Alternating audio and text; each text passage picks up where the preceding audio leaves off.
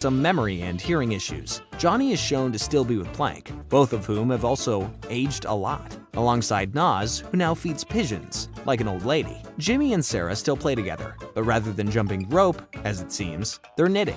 Again, just like old people. Jimmy even knits Sarah a bedpan, which, I mean, if you know what that is, you know how gross it is. I'll be totally blunt too. Rolf has just completely lost his mind, and is speaking complete nonsense. Rolf's tractor is not for sale!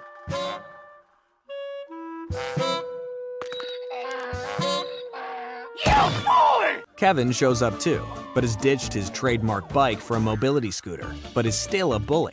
After trying to eat a jawbreaker to regain his youth, Eddy wakes up from a coma from when he's younger to reveal this was all a coma dream itself. But right before he can eat a jawbreaker to celebrate, he wakes up again as his old self, and it's shown he's actually still old. What is happening? Season 5 marked a change in the series formula, as for the first time, we see the Cul-de-Sac going to school. The episode, Out with the Old, In with the Ed, has Eddy trying to make summer vacation last forever on its final day.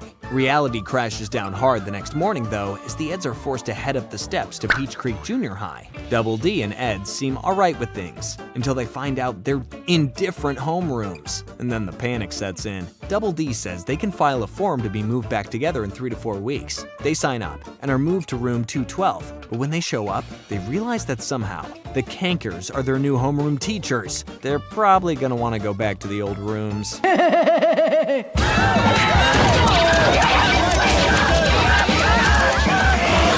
Sticking with the school theme, the episode Mission Ed Possible sees Double D being tasked with delivering Eddy and Ed's bad report cards to their parents. Eddy isn't too happy with this. After trying to sneak out of the school unnoticed by his friends, with the help of Rolf, Ed and Eddy find Double D escaping, and a chase begins. Double D steals Kevin's bike, and the other Eds run him over afterwards. But I'm sure Kevin will be very forgiving of the guys, right? Oh, and then he gets hit again, and his bike is broken. I'm telling ya, there's no way this won't end well. Double D makes it to Eddy's house to deliver the cards, but Eddy got there first and scrambles through Double D's backpack. But there's no report cards. Turns out, Rolf delivered the report cards after Double D met up with him earlier, and helped get him an Urban Ranger patch. We actually see Eddy and Ed's parents for a brief moment, presumably dragging each boy to a scolding they aren't gonna forget.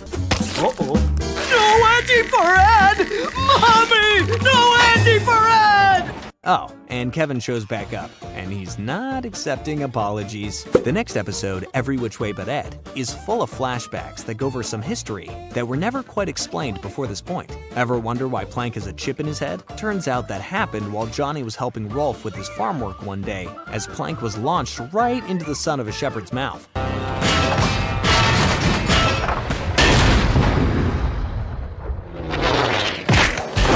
We can also see that Kevin and Jonny used to have hair, and Nazz used to be a bit bigger to say the least. We see Rolf's beloved old country when he was younger too. And yeah, I mean that about checks out for what I'd imagine. To end the episode, we learn how the Eds first met too, with Double D having just moved into the neighborhood. My name is Ed also, but with 2 Ds.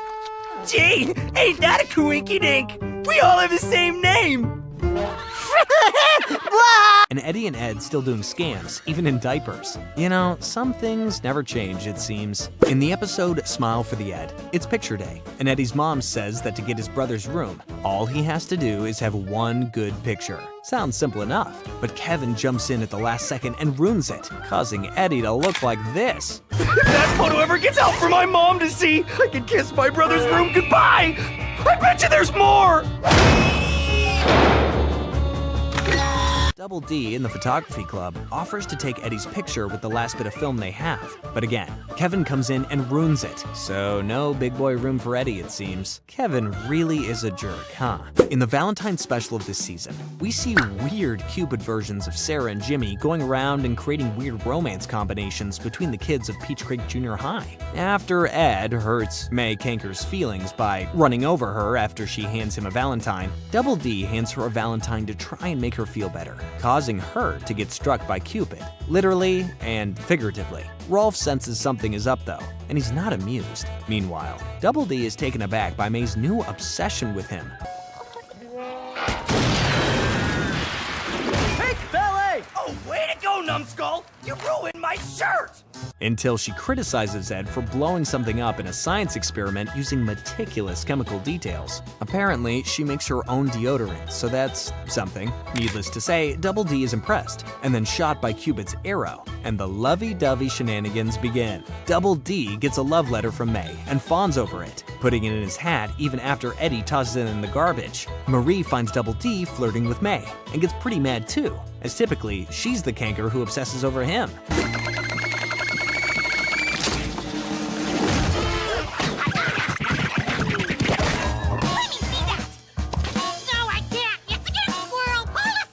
The remaining Eds and Kankers catch on to what's happening, and each think the other trio is behind it. This eventually leads to a full-on food fight, until Double D and May come in and confirm that they're truly in love. No scam indeed. When each side holds back their love-bound friend, the Cupids get a bit antsy, and start launching arrows left and right. Kevin and Lee Kanker fall for each other. Nazz and Jonny are grouped up. Ed dances with a sandwich, and Eddy stares lovingly at Plank. Rolf, the only one who wasn't struck by an arrow, squeezes lemons into his eyes to see the Cupids. Don't question it.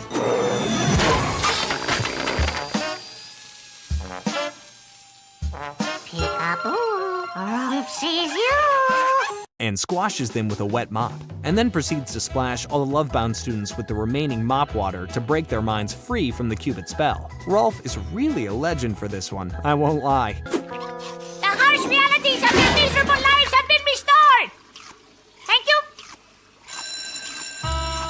However, even after all is said and done, the episode ends with Double D pulling May's love note from his hat and continuing to fawn over it. So, hey, I guess he might really have a crush on her after all. To cap the series off, Ed, and Eddy's Big Picture Show hit Cartoon Network in 2009, and well, it's kinda amazing. The movie starts with the Eds on the run, having enacted the most diabolical scam they ever had. The spooky part is, we never know what they all did. What do we do, Eddy? What do we do? What happened to Socket? Double D and Ed book it to Eddy's house, who's also packing to flee from home. When the neighborhood kids sound like they're near, the Eds hide in Eddy's brother's room. The kids find them, but thankfully they find an emergency peanut. Oh! This away, guys! Look! In case of movie break glass. Bingo! My bro's always prepared! Which turns out to hold a key to the car stashed in the room. They bust through the wall of the house to escape the kids. We finally see what the neighborhood kids look like as a result of the Ed scam, and it ain't pretty. Rolf has bite marks taken out of him. Nazz is half-shaven and stuck in a box. Kevin looks like he survived an explosion. And Jonny has a bear trap on his head. I don't know what happened, but there's no way it could have been good. When the key doesn't work, Ed manages to stick his feet through the bottom of the car, and they manage to escape the house. That said, they're still on the run from the bloodthirsty kids. The gang gets to the dump, but even still, the kids are hot on their tail, with Rolf on his pig, Nazz in skates, Kevin on his bike, and Jonny running like Usain Bolt, I guess. Eddy, the door! The door, love me! I will assist you with the endpoint logging, Kevin! When all hope seems lost, Double D grabs onto a merry-go-round, flinging the kids in different directions and the Eds into the heavens. The kids split up to find the Eds, with Nazz and Kevin pairing up, Jonny and Plank sneaking away to do something suspicious, and Rolf heading out with his pig, Wilfred. Jimmy and Sarah also decide to trail along in their own pack, hoping to see the beatdown of the Eds. Meanwhile, the Eds crash their car into a boulder, and it explodes on impact. As a last-ditch escape, Eddy decides to take the gang to his big brother's place, and so the trio officially ditches Peach Creek.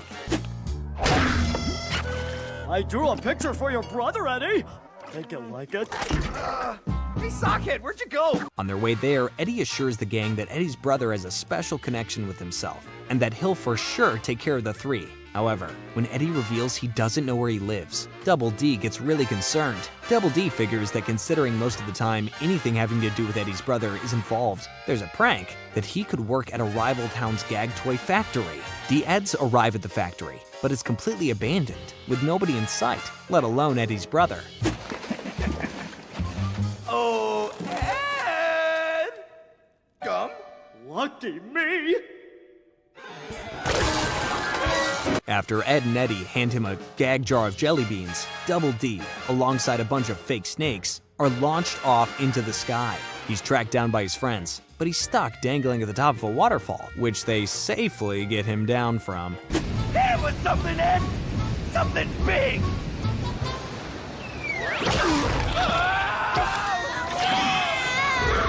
Eddy also speaks about how his brother is a whaler, supposedly, so Double D suggests they look for the sea by following a river. Double D makes a boat to travel down the river, but while explaining how it works to Eddy, Ed makes him lose his hat for the very first time. Though sadly, every shot where we could see what's actually under the hat is covered. The gang hops in the duck boat and set off to sea.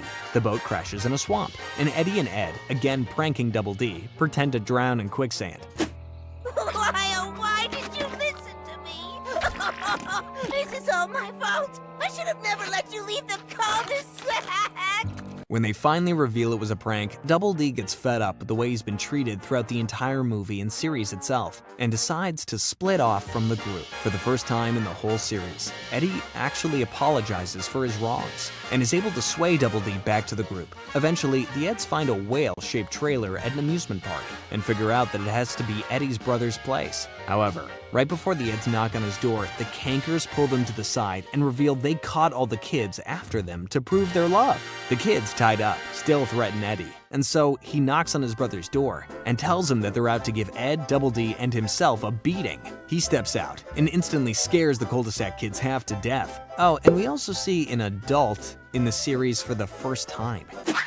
Still the troublemaking Eddy, I see. Stop it, bro! I smell my fingers after I eat cheese. He says he'll help the Eds out, but wants to play a game of Uncle for old time's sake, which, if you know anything about that game, means no good. Uncle! Uncle! Say what?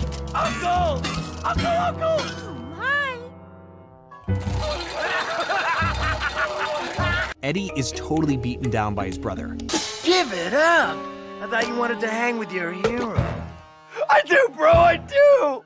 Causing the Kankers to get mad, of course. But surprisingly, even the Cul-de-Sac kids feel awful for the guy. Double D tries to stand up to him, but the brother slams Eddy directly into him, showing just how messed up this guy really is. Thanks to the neighborhood kids distracting him and Ed's quick thinking, I know, crazy, Ed thinking, Eddy's brother is knocked out cold. I made it all up, Double D! Everything about my brother was a lie. I just made things up so people would like me, think I was cool. The kids celebrate, and the Eds are finally seen as friends. Let Rolf rock the pitch of victory, Eddy! I'm so glad you're okay, dude. Nazz even kisses Eddy for his bravery, and Kevin embraces Eddy as well. Who would have ever thought that would happen? Suddenly, though, a bus arrives, and out comes Captain Melonhead and Splinter, who instantly take down the Eds, enacting justice. Or so they think. As the kids then beat Jonny up for hurting their new friends. Kevin decides to throw a party at his house too, and says the jawbreakers are on him. And finally for the Eds, things have gone right for them, and all it took was 130 episodes, 4 specials, and a movie, Eddy. Let's sing a song! And that's a wrap on Ed, Edd, and Eddy. Hope you all enjoyed. Let me know what shows you want us to cover next. Make sure to subscribe, and I'll see you all next time.